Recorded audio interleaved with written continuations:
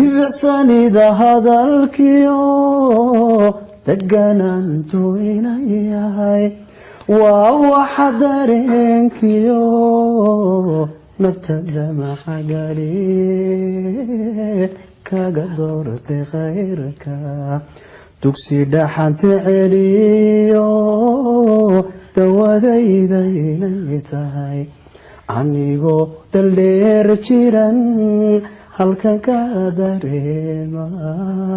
deeqawaan ku jecelahay damcigaaga wacaaniyo